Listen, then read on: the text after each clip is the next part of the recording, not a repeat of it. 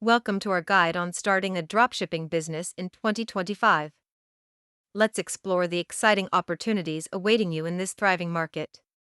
The first step is choosing a niche.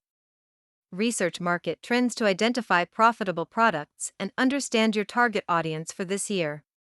Next, you'll want to find reliable suppliers. Look for reviews and communicate directly to ensure quality and reliability. Setting up your online store is crucial. Choose user-friendly platforms and tools that suit your business needs. Make sure to understand the legal requirements. Business registrations, regulations, and taxes are key aspects to navigate in 2025. Effective marketing is essential. Strategies like SEO, email marketing, and PPC can drive traffic and boost conversions.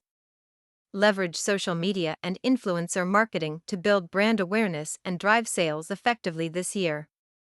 Customer service is vital. Implement best practices to handle inquiries promptly and maintain high customer satisfaction. Data analysis will be your guide. Track performance with tools and metrics, and identify opportunities for scaling your business. In conclusion, the path to a successful dropshipping business in 2025 is clear. Stay informed, stay agile, and seize the opportunities.